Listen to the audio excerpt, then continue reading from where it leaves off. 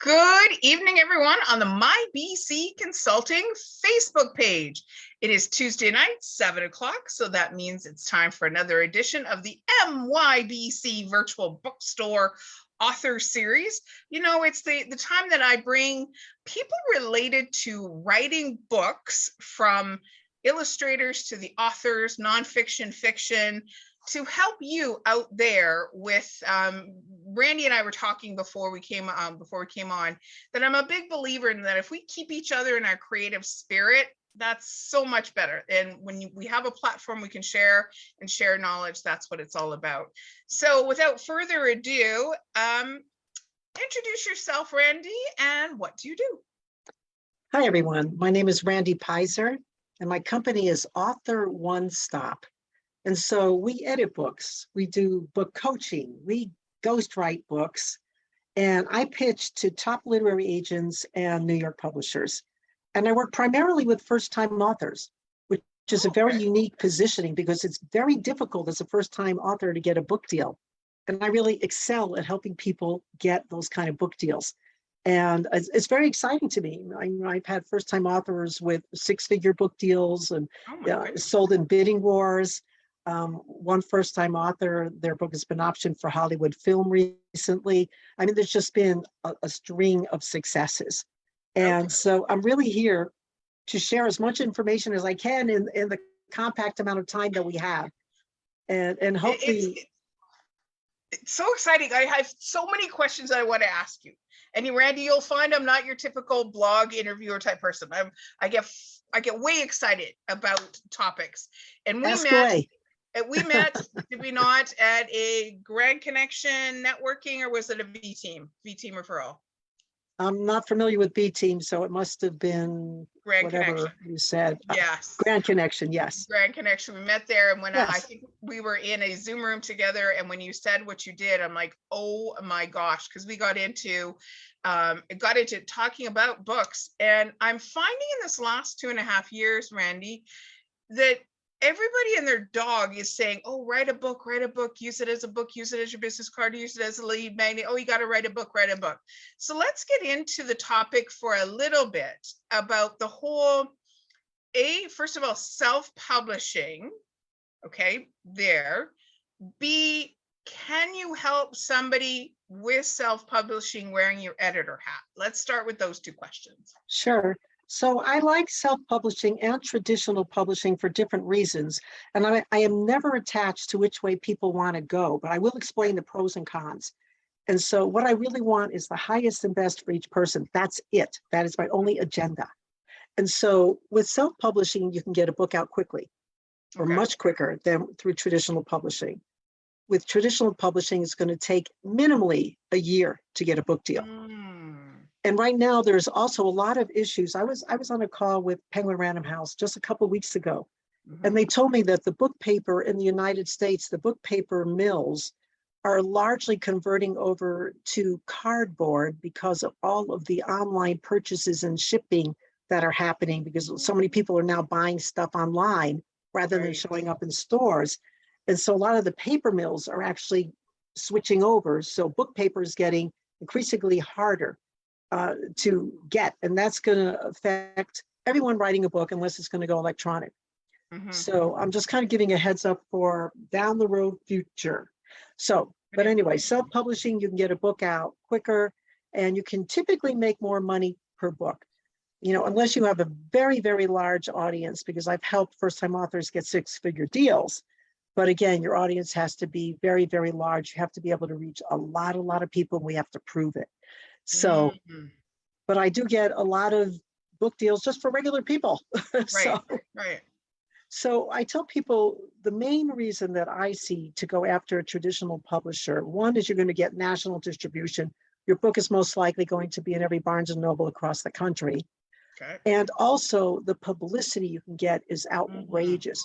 Like my first-time authors who have been in Time magazine, in Oprah magazine, in Cosmo magazine, in Top Picks of Publishers Weekly, on Hallmark TV, on Daily Mail TV, in airport bookstores and FedEx office stores. First-time authors I'm talking about. But those opportunities typically do not open up with a self-published book. So if you're using the book for your career and you're really serious about your career, like let's say, you're regional or known in a state and you want to be national, definitely Right. try for a traditional publisher. And, I want to give you an example. I'm going to hold up one of my books here. This is the first book I ever wrote was Crappy to Happy. And I'm sitting in a movie theater with a circle of girlfriends, and it was the opening night of Eat, Pray, Love. And all of a sudden, there's Julia Roberts holding up my Crappy to Happy book in a bookstore scene in the movie, and she's buying it. I had no idea. I had no idea my book was going to be used, but I've seen this repeatedly. You just don't know the level of magic, I'll call it, that happens when a book comes out through a traditional publisher. And it's so exciting for me. Like I have connections also for audiobooks, for foreign rights, for bulk sales, to corporations, to schools, to the military, to nonprofits. Because I'm in this industry, I know who the long-term players are.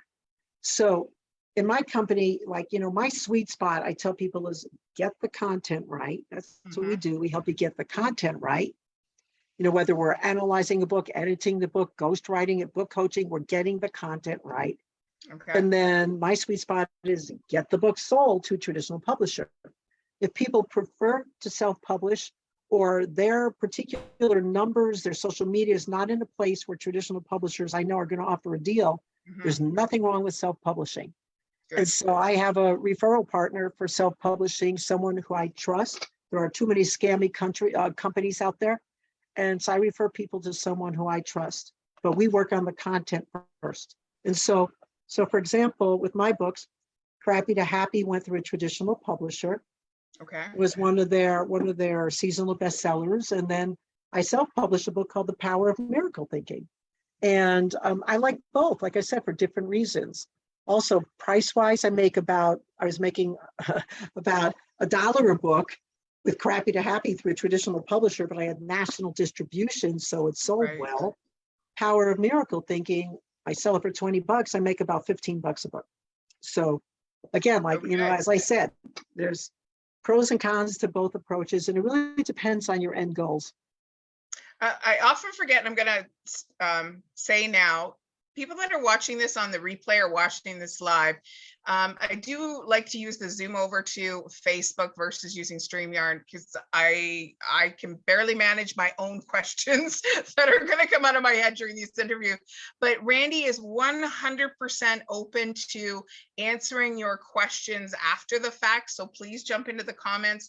If you're watching this on the replay, put #replay and then put your question, and I will make sure that Randy gets your questions answered somehow, somewhere. We will make, because this topic is far too important right now, always, for writing a book. So let's just chat a little bit about the role of an editor for both self-publishing and traditional publishing. I can tell you, I had my aunt visiting recently, and she was gifted a bunch of books that were self-published. And my aunt was an English teacher and a drama teacher for years and years and years. And she said she almost wanted to reach out and wring some of the authors' necks because the grammar was so bad sometimes. So let's just talk about that role as an editor for the book writing process. Sure. It's critical. One of the major mistakes that I see people do is that they'll contact an agent, with a query letter, and they're wishing, hoping, and praying that something's going to happen. And when I speak with the person and I'll say, has your book been read and analyzed? No. Has it been edited? No. Have you written a book proposal? If you're writing nonfiction, you must write a book proposal, not just a query letter. And a book proposal is a business plan in which we are proving the sale of your book in many different categories. And it's like, I wrote a book proposal for one of my clients that got a $125,000 deal in a bidding war between 9 publishers. I know where these proposals need to be. I'm a master of the proposal. So people do things out of sequence. So the correct sequence, let's say you've written the book, you have a manuscript in Word. The first step is analysis, read through an analysis. And what that means is that when we're doing it, we use the comments bar in Word, and we're going page by page to point out anything we're seeing that would, prevent you from getting a book deal. Sometimes there are just red flags in something you've said or written or something that's going to get a publisher to say next and, just throw the project away. But we're also discerning in that first round, is this manuscript strong enough to get a traditional publisher's interest or a top literary agent's interest? And then we're also looking at the mechanics of writing. How strong is this manuscript? What do you as the author need to improve upon? And I'll give you just a few things, some of the major things. In fact, I'm going to be teaching a class upcoming on how to write great nonfiction. And so here are just some simple like glitches and things to watch out for. One of the number one, and I mean number one problems that occurs through almost all first-time writers, but not you, right? It's not going to be you, is there's a law in writing, in professional writing, called show, don't tell. And what this means is when you show something, that means if you close your eyes or if the reader closes their eyes, there's so much descriptive detail, not overwriting, but there's enough detail so that the reader is there. They can see it visually in their mind. And I'll give, and telling, which you don't want to do, is when there's no visual associated. And I'll just give you like the simplest little prompt here. The boy was cold. No visual image. How about the boy shivered as he pulled his coat up over the top of his ears? There's more information there. It's more visual. And so, I met a writer like back in the 80s when I was a newbie writer also. And he had written 86 books that had come out through traditional publishers. And he just said this one thing. And by the way, this was in an AOL chat room back in the day, in the 80s, when there were AOL chat rooms for writers. But he said this one thing that's always stuck with me. He said that, and again, 86 books published through traditional publishers. He would write a sentence or write a paragraph, and then he would close his eyes. And if he could see it, he kept it. If he couldn't see it visually, he deleted it and rewrote. It's so important. So you want to show, don't tell. I was working on a manuscript recently, and I'm reading about the family. They went to a party and they had a great time. No detail, that's telling. And publishers look at that, like telling, next, and they'll just toss that manuscript. Show, definitely show. It makes a big difference. Other problems that we see, typically, everybody seems to have their pet phrase or their pet word. I was working on a manuscript and I kept seeing thus, thus, thus. We don't even use that kind of word anymore. I was working on a manuscript some years ago and I saw suddenly, it was like, everything was like crisis, suddenly. So, notice in your paragraphs, or, in your entire writing, are there certain words that you are saying over, just constantly? Right. And it doesn't mean you can't use those words, but just be aware of it. Don't use them in the same sentence. Don't use them in the same paragraph or even in the same page. You don't want to sound stilted, but you want to make the language interesting. Oh, such good sage advice. And when you just said that word thus, I'm like, when was the last time I actually said the word thus in a real life conversation? I don't think so. Yes, we don't thus anymore. We don't thus anymore. Amazing information. So now we've got the book edited. Now I'm getting you to put your role as I'm the book agent. I'm not the literary agent. I'm the book agent. Okay, let me explain, because we're missing a step. So after the analysis, after we analyze something, we've used the comments bar in Word. We're telling the author, yes, we think your book has potential. This is what needs to happen with it. Then it typically goes back to you, the author, to input those changes. Then it comes to us for editing. So I just want to share that all of my editors, I have a strong team of editors, and my criteria is extremely high, which is why I'm able to get first-time authors book deals. And my criteria is that every editor who works for me, and most of them have worked for me for years. I mean, we're talking 15, 20 years. They all come from traditional publishing, or they've edited many books that have sold to the traditional publishers. Okay. So that's it. So even if your book's going to be self-published, we're meeting publishing industry standards so that you're coming across as a professional.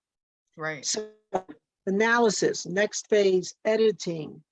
And then I don't call myself a literary agent, even though I do pitch directly to traditional publishers. And I also pitch to agents, depending on the project and where I Hmm. feel it's best served.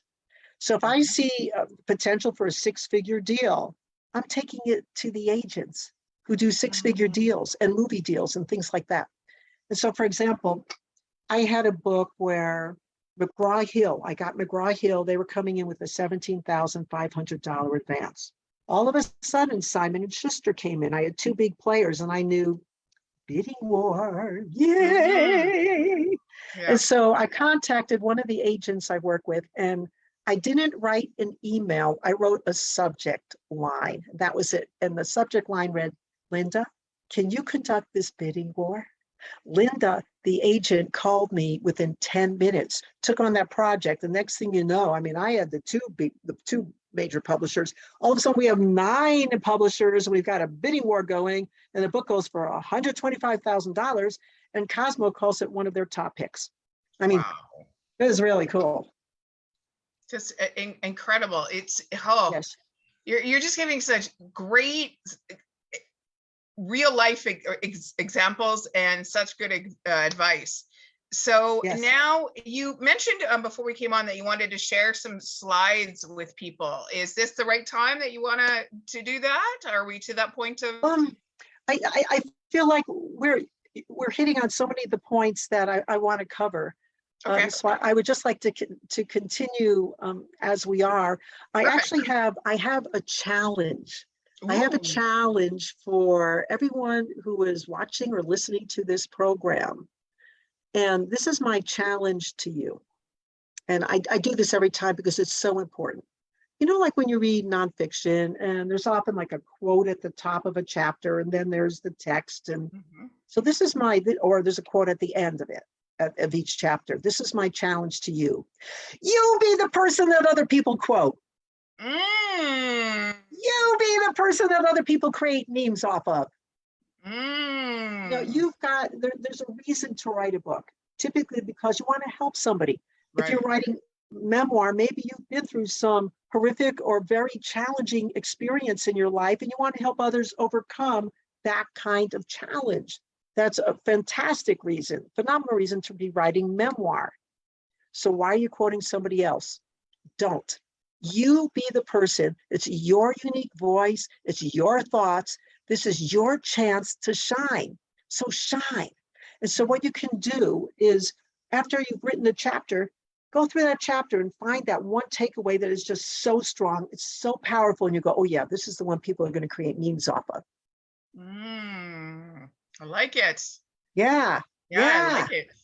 And so let's say, you want to position yourself as an expert. And that's the other reason you might be writing a book for whatever Mhm. your business is. And, you want to bring in business or you want to be on larger stages, whatever it is.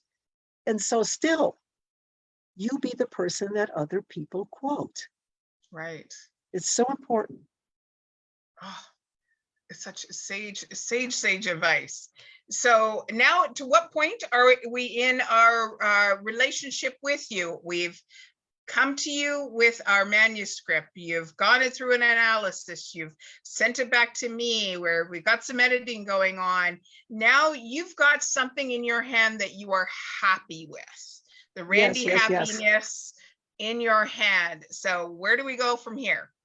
I want to back it up way back Oh, rather. And the one oh, thing I want to say is that I always I do like a 15-minute free consult with people. Within oh, good 15 to know. minutes, I can tell within 15 minutes, I tell people, this is the plan from what you told me where we need to go. So there's the plan. Okay, great. And then the next thing I do after we've had that just 15-minute consult, I send everybody my confidentiality agreement. Mm. And I don't want you to send your work anywhere unless you have an NDA. You have a non-disclosure agreement. Hmm. This is your writing. This is your IP, your intellectual property. You want it to be safe. You want to know it's in safe hands. Mm-hmm. So there's just too many scam companies. Just like this is part of due diligence. Here's a So question that okay, pops into my head for that, just sure, to pause just for a second. sure, Is it safe to, because I hear people self-publishing through Amazon, right. publishing, and they have to get it formatted and it goes up. Is their work safe on when you self-publish through Amazon? I can't answer that because Okay. it's not in my lane. And my Okay. lane is the traditional publishing. Okay. I do have a literary attorney who I refer anyone to. She's absolutely Mm, superb, Maria Speth, if okay. anybody needs that kind of support. Because once something's up on Amazon, Amazon, I mean, anybody can have access to it. And what happens from there, I can't say. It's out of my lane. Because I have heard and watched certain posts more so on Facebook than Instagram, where it's like, I said that, like that was my thought process, so that person stole my idea. And Right. yeah, I've read that quite a bit. Right. And I just was wondering about that intellectual property, what that looks like when you're writing a book. But to have a Yes. lawyer that is involved in that, I didn't know there was such a thing. Through traditional publishers will typically file the copyright on your behalf. Okay. I mean, the level of publishers that I interact with, they're not scam companies. Right. If something's going to McGraw-Hill or Penguin Random House or Simon and Schuster, they're not scam companies. I'm just sorry, they're just not. It's a whole other playing field. So, I really can't address that particular question though about Amazon because it's really out of my wheelhouse. Okay. And what genres of books do you like to work? First of all, I want to ask, do you work with fiction? Oh yeah. In fact, my fiction editor is a former publisher from Simon and Schuster. He's the guy who bought the books. In fact, when he'll do a read through, we get in like a lot of thrillers. It's like, they're going to Dan because Dan's my man. Right. And because he's the guy who bought them. And so anytime Dan has given the thumbs up on a fiction project, because I send most of the fiction to him, I've secured agents for it. So I typically take nonfiction to publishers and fiction to the literary agents who also sell the film. Right. And so, one of the things that I'm offering right now is a master class on writing for film, television, and streaming services. Okay. And so I'm just incredibly excited about that because everyone who writes fiction, everyone, regardless of who they are, sees movie. We can also talk in terms of film, in terms of nonfiction documentaries as well. So I'm quite excited about that. Well, nonfiction, if anything, I only have Netflix. I don't have cable TV. And anytime there's something in the nonfiction realm or the documentary realm, I'm all over it. And it's been fascinating seeing some of the documentaries that are coming to life. And like Sir, I'm going to say his name, Attenborough, his came from what he wrote in his books and his studies and his photography, how they brought it to life in this 3 or 4 part series on Netflix. So that's fantastic. That's an avenue I never have thought of for a nonfiction book. You just think fiction goes to movie, but not nonfiction. Oh, you are, when you say one stop, you really are a one-stop person, Randy. This has been amazing. Thank you. We've got a couple of minutes left here. So what would you like to educate our viewers on in continuing the process? Sure. So one of the things that publishers do not like is what I call pie in the sky. And so no pie in the sky. And what that means is like the book proposal is the key to selling nonfiction. It just is. It has to be stellar. It has many different categories. And one of the categories is called about promotions. And there's another category, for example, called about endorsements. And so in endorsements, they don't want to see who you're going to contact to get an endorsement. They're going to want to see committed endorsers. And there's a big difference, for people saying, oh yeah, let's say business book. I'm going to ask Brian Tracy and I'm going to ask Mark Victor Hansen because I know him, and I'm going to ask this person and that person. Ask them. So you can write, committed endorsers include, here's a list of names. So that's really, really helpful. So no pie in the sky, not like when something happens, then I will take action. The same thing, like part of my secret sauce, I have a lot of secret sauce that I put into my book proposals. And one is a single page in a book proposal that most people don't do, that I know of. But I'd like to include a page called sample appearances. And what that is the name of a show, and the name of the host. That's it. And I want to see a single page, single spaced page, because usually proposals mostly are double spaced, the whole thing. But if we can show like a single spaced one after the next of podcasts you've been on, conferences you've spoken, wherever, LinkedIn Lives you're doing, whatever it is. We don't have to put down dates. We don't have to, feed the whole thing. This was about XYZ. No, I just want to show this is a person who's a go-getter who is go-getting. You're a go-getter who's go-getting. That's not like, oh, when the book comes out, I'm going to start. They don't trust that. That's pie in the sky.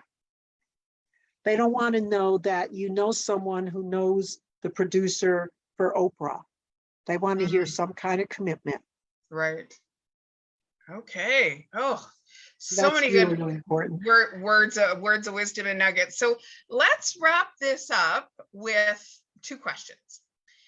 Question number 1, what are the genres of books that you feel need to be written because you've got an audience for them? Okay. Yes. Number 2 question is, so I want to write a book, fill in the blank. What's your words of wisdom? What would you say? Great. Okay. So I'm going to, by way of answering this, I'm going to share that I have some projects coming out later this year with publishers. And one is a book on skincare called The Skincare Hoax. Yeah, powerful, very powerful book. Another one is a memoir by one of the founders of the entire anime movement. I was supposed to have an Oracle deck coming out, 4-color Oracle deck coming out through a traditional publisher, but all color projects, almost all of them, are being held up in China right now. And so China's now requiring a $50,000 shipping container surcharge. So the only ones who are paying it right now that I know of, at least from what Penguin Random House told me, the only ones paying it are Target and Walmart. And so all the color projects are stuck in China, a huge amount of them, because publishers can't afford to do color in the US. There's not enough income for them. The margins are too low. So Oracle deck's on hold, but I sell a lot of business books always. Diversity, equity, inclusion is very, very hot right now. Black Lives Matter, very, very hot. LGBTQ, hot. Business books. I mean, it's typical for me to get multiple contracts offered on business books. Like Jeanette, you mentioned, prior to the show, you mentioned The Tao of Influence, Karen McGregor's book. And we edited Karen's book, and 2 weeks, just 2 weeks after we edited The Tao of Influence, I got that book sold, and it was on the Wall Street Journal bestseller list for 5 weeks as best hardcover nonfiction business book. That was really cool. Yes. So I'll take on all different kinds of projects, and sometimes it's really about the unique positioning that someone has. What I tell people is, do you own a lane? Own a lane. And what I mean by that is, in a book proposal, if you can write your first sentence, title of your book is the first book to fill in the blank. You are owning a lane. Okay. And if you want to learn how to find that out, let's just jump on a 15-minute call with me, and I'll let you know. I'll tell you how you can do that. That's a great offer, people, if they're watching. I promise you, it is easy. Google and Amazon make it easy. So, and so then your other question was like, I want to write a book, right? And then what's your words of wisdom out there? Somebody is like, I just want to write a book. Right. What would you say is my first step? So one of the things that I've discovered, because I've been doing this for over 20 years, it's not my first rodeo. And what I see is that your book, and this can apply to any avenue of your life. It could be your career, your relationships, could be absolutely anything. But since we're talking about books, I'm going to say this is regarding a book that you might be interested in writing or you're working on. Your book is either going to be your priority or it's an option. If it's your priority, you will make it happen and nothing will stop you. If it's an option, it'll never get done. That's what I've seen in 20 years. And for the people who will make it happen, and you're going to insist that you're going to make this happen because it's important to you for whatever that reason is, I'm your gal. Because my passion is going to meet your passion. And I will open doors for you that you cannot open or will never be able to open for yourself. And that's because why you were so important to be on tonight, Randy. So Thank important. you. I have agents who have told me, I've been on panels with agents who have told me, Randy, I'm getting over 1,000 submissions a month. I'm not even looking at it at my email. When you have something for me, text me first. So I'll text Linda or Paula or Francesca, all these different agents I work with. Paula, I've got a really hot manuscript. And I'll give the title, please look for it. Then they're looking for it. Mm-hmm. I have, another agent who says, Randy, I hope I fast track every project you send to me. Well, why? Because I've given her books that have created 6-figure deals. Right. Fantastic. So thank you so much, Randy. We'll make sure that we put onestopshop.com on your website. Author One Stop. Sorry about that. There is a link on there to book that 15-minute phone call with you. Oh, yeah. Okay, perfect.